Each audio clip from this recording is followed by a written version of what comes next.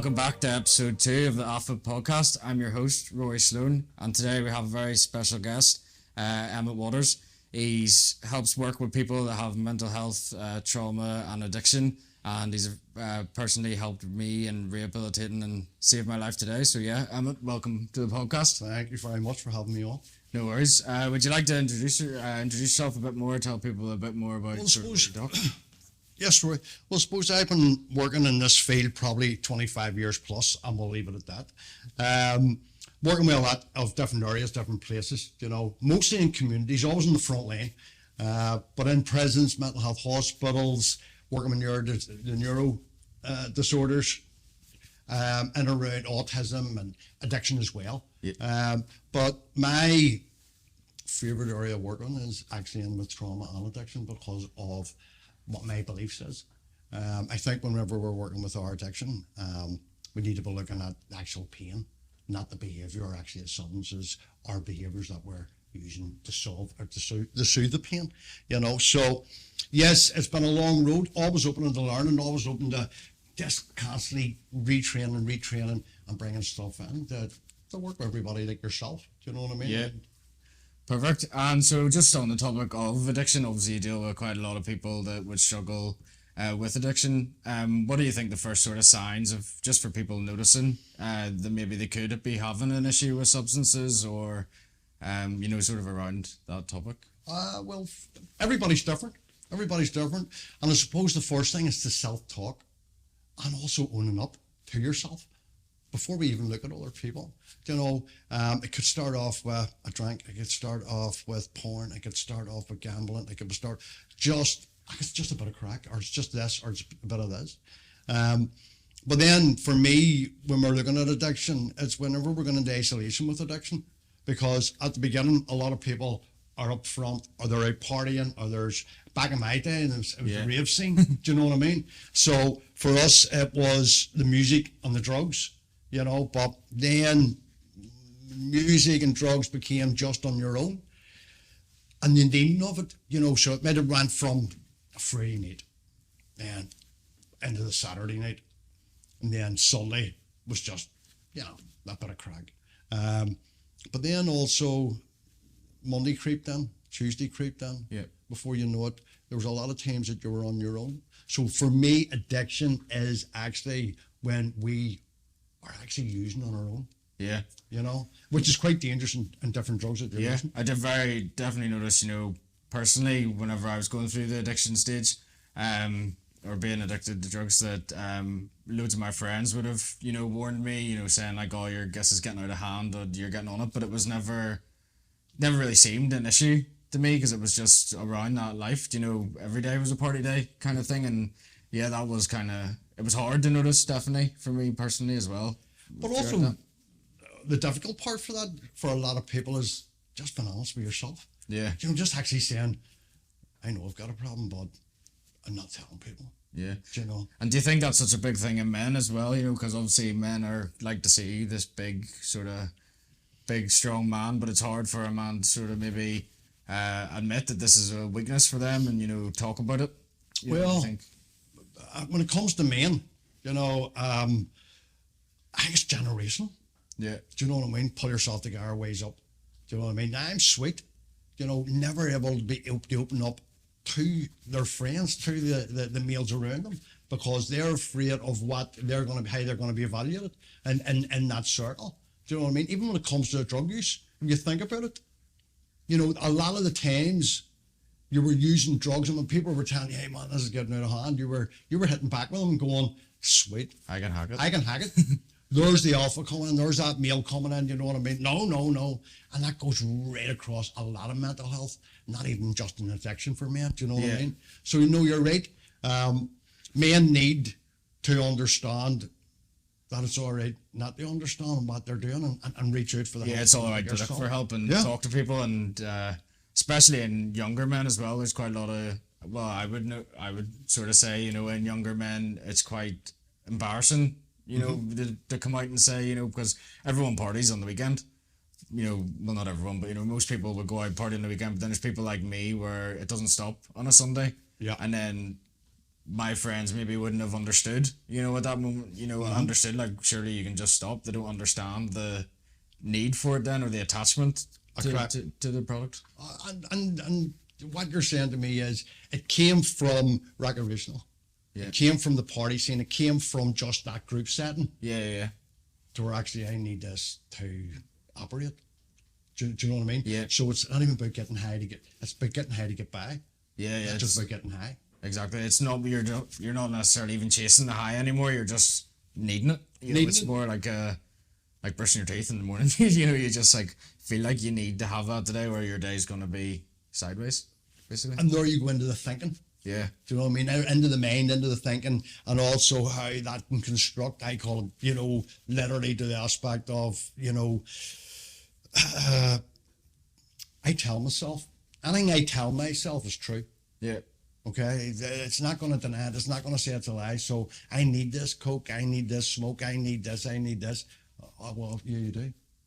And nobody can turn that at certain parts of your journey. And do you think, just on maybe for other people that do have an addiction problem out there, do you think asking for help is the first step of sort of moving past, or like noticing you have a problem? Obviously it's hard to help someone that doesn't want to help themselves, but if someone really wants to help themselves, what do you think the best way to sort of start that? Well, I think usually when you're working in demand, they ask for help is another possible feeling or thinking to themselves, I'm weak. I can't do this. Do you know what I mean? Yeah. But the other side of that is too, if you're suffering or dealing with addiction yourself in silence, there is things that you can start working on yourself, which will give you build that resilience, maybe to give you that power. People always say it's okay not to be okay. Just talk. Yeah. What if you don't have the words? Yeah, because that's like I would struggle with people. Say back whenever I was really like struggling with mental health a lot. I would maybe try and speak to my mum or something about it, but she'd never really been through it. Yeah. So she'd be like, nearly like, just stop thinking like that, or like, what's wrong with you? But you don't actually can't put into words what's wrong. It's just so like you don't know how to explain, which then for some people is hard to understand, obviously. And it's hard for them to understand, but it's also hard for them maybe to accept.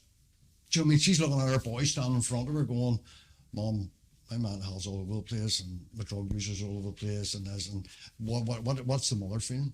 Yeah. And there's multiple feelings that mum would feel. Am I a bad mum? Do you know what I mean? Yeah. Our fear, our loss, our what's going to confusion. Happen? Complete confusion. Yeah. And if I say something, it could be wrong. Do you know what I mean? And be able to turn, so we have to take into consideration that the parents or the carers, are struggling too, because what do they know about it? What do they know themselves? So it's good to really hit that point with people and be able to speak to your mother. The fact that you went and spoke to your mum, it's a massive amount of courage. Yeah, I think this is what's important.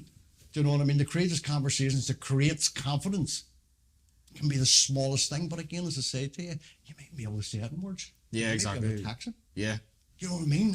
And that might be easier to text it, because then you can like look at the reply whenever you want. Like you don't need to. You're not facing it there and then. The hard bit might be getting it out or saying it on paper, but then if you're not ready for the result of saying that, I suppose if you text it, you can just ignore it for an hour. Well, that's it. It's finding them words and finding the courage. But like, we live on text messages, we live on phones. There's a massive addiction just on its own. Yeah. That's constantly using the stuff like dopamine completely out of your brain, and you're constantly. But if it's a way of communicating that way. Yeah. So I really do believe our drugs, our addiction levels have completely changed from my days. Yeah. So it has. Or is it more out there because of media?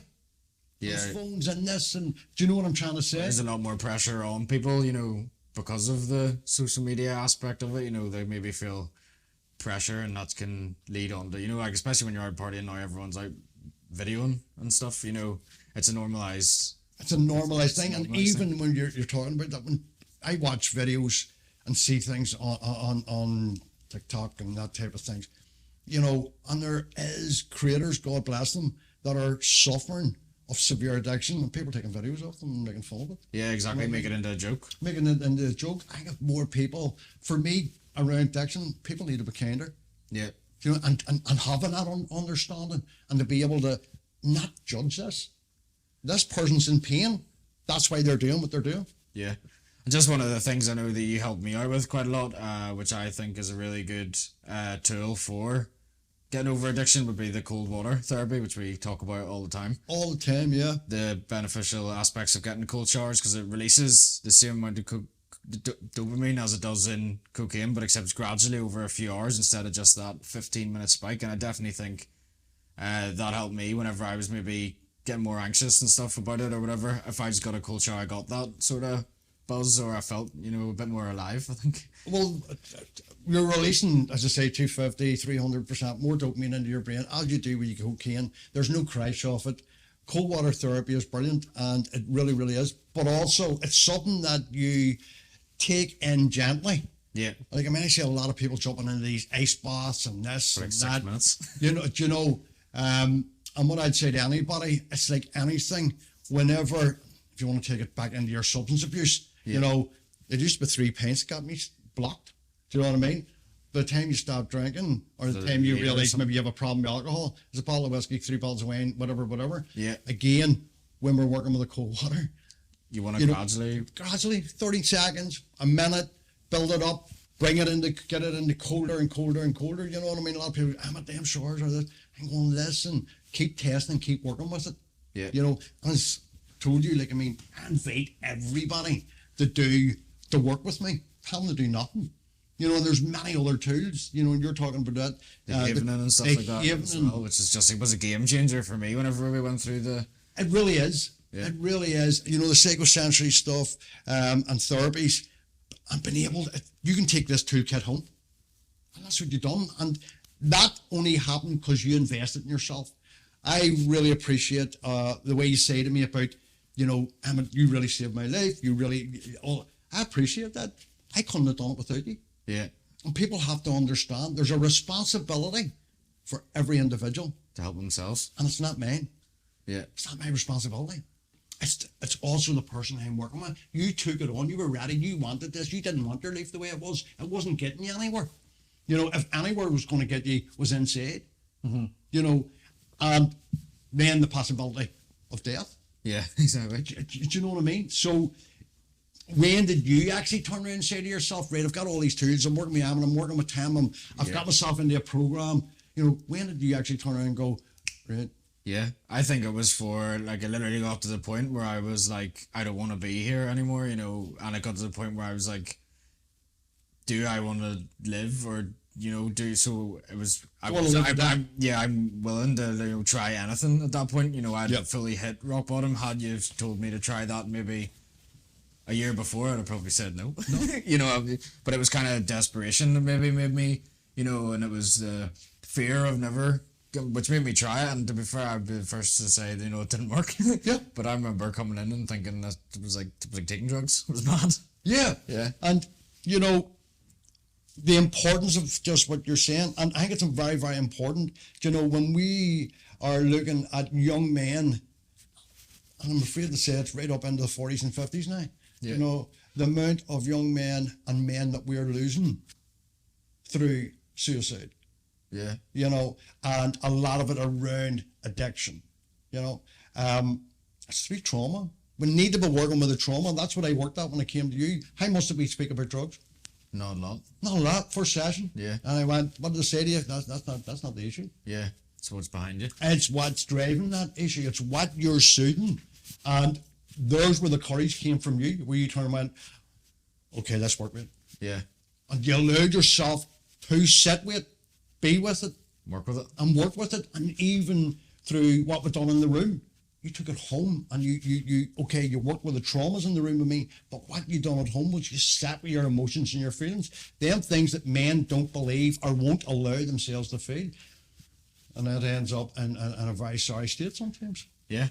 So I just want to go on to a topic that we spoke about recently, which is why men especially are, you know, scared of endings. Obviously, I was talking about my court case that's just still coming to an end, and it was really sort of coming back on me. You know, it was making me kind of upset and all again, kind of thing. I just wonder, I thought it was quite powerful when we were talking about it, like why relationships and anything, why men especially are scared of endings. Well, over the years, even in therapy, I can nearly call the amount of males that won't come to the last session. Just they, all their lives, have never been used to a healthy ending. Yeah. And again, it'll refer back into relationships. Mates relationships, friends relationships, girlfriends, boyfriends, whatever relationships they're having. And they've had bad experiences. So the endings are so painful that to have an ending then fires up possibly all the other endings. Coming from even a broken family, do you know what I mean? Mother and father split up, whatever. That also leaves that ending, and it's not a healthy ending. And do you think then that would bring, so say your mum and dad did split up when you were younger, that would then build a bit of trauma, so you maybe got in the habit of ending other relationships maybe 10 years later down the line in an unhealthy way because that was how you seen? Well, sometimes, a lot of times what it is that coming from a split family, and I come from a split family, where we don't want that to happen. Yeah. Do you understand? But as a child, we have watched this. We've felt abandonment, and also blamed ourselves.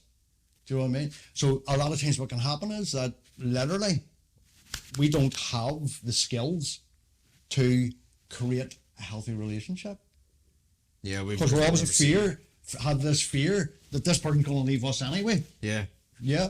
Or what we do is we overcompensate and we become codependent on people. Which I think a lot of men are, especially. I was obviously talking about something like I've definitely found myself in the past, that you're nearly scared of just, you feel like you need someone to be there for you. Right. It's not you need to learn to love your own company to a certain extent. I couldn't express it anymore. And listen, it's took me 45, 50 years to learn it. Yeah. That's just what I'm saying, that only through my own experiences and life that I've realized I will not feel lost if I have myself, and taking time out and starting to love yourself. Building a relationship back up with who you are. With exactly who you are. When you look at your journey now. Yeah. Did you ever think you'd be on the journey now that you're on? Definitely not. No. Why? Did you meet more of the authentic self, the actual Rory that's in there? Because I wanted to. I wanted to work with it. Well, I wonder if the authentic Rory would have fitted into the Rory that was into all what got you here. Yeah. Would this Rory had fit into that Rory? Probably not. Exactly.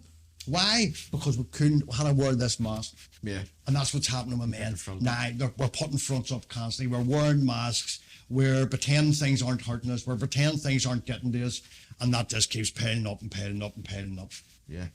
So that's good. Yeah, the one thing I kind of want to end on is maybe if you were able to give sort of some tips out for people to help sort of train their mind. Because we're talking about recently how I sort of gone off my routine, which I think was a key one, and trying to get back into, if you do struggle with mental health and stuff, it's not a one quick fix and that's it sorted for the rest of your life. It's something you need to work on over and over and make it part of your day, basically, as just as much as brushing your teeth with or anything like that. Well, I just think even just what you've said, discipline, that's the first thing. There is so much stuff out there. A lot of people say, there's no support this and there's no support that. Listen, there's support. You're watching it all day, every day, but you're not watching the right stuff to support you. Yeah. So there's a lot of stuff out there that you can do. We just talked about cold showers. We just talked about being able to sit with our emotions, and then release them, which is the important thing. What happens is people sit in, if you might say it, that they just sit in it and they get stuck. Yeah, and they don't let go of it. They realise that it's nothing out of their control kind of thing. Men should cry. Yeah. Everyone should cry. Everybody should cry. It's an hour release. Yeah. So we're getting to that point, hold on back, just let yourself cry, make a point of getting outside. Yeah. We had the pandemic. Everybody was out in the parks and everything. If anything good came out of that pandemic, got people into walking. People get into walking, people going out, people saying, like, I'm never off the beach. Wouldn't matter if it's pissing out of the heavens or it's beautiful. I'll not be off the beach. Yeah. Do you know what I mean? But that's all discipline. That's constant investment. People Investing say in yourself's probably a big part of it then. Just investing in yourself, like your well-being is like more than investing financially, you know. You can't get anywhere without your mind being top notch. well, even to a level where you can accept day-to-day pain. Yeah. This world is not. It's not this amazing, beautiful place. It's not. And people have to realise, right? It's not. But what can I make it? What can I do to create my world to be a more beautiful place to be in? Yeah. You know, you see where I'm coming from, and. I mean, when you look at all the different stuff that you've been doing, even just doing what you're doing today, you know, I'm so cool to be here and talk to you. And so proud actually to be sitting beside yourself because I seen your journey. Yeah. And it wasn't an easy journey. No, definitely. You understand? So anybody that's watching here and their journey is a real difficult one, everything passes. You just have to stay there. You have to stick with it. Kind of. Every day is a new day. It's not about giving up, it's about glowing up. Yeah. And whatever that is, and if that's only getting up, getting moist, making your bed, taking your shower, shaving, do you know what I mean? Yeah. And standing in the mirror and saying, what am I worth? You're worth everything. It's looking back at you. Yeah, exactly. Do you know what I mean? Yeah. And that's it. You know, for me is get it out there. Just keep it. And all men out there, not knocking women in the slaters. What I'm saying is men need to reach out. And hopefully with your podcast, they'll start building it and start reaching out. Yeah, well, that's the goal. So I'd like to, I'm going to end on it there. I just want to say, thanks very much for coming on to the podcast. And obviously, thanks everyone for listening. And I look forward to seeing you in the next episode. Thank you. Thank you very much, Roy. No worries.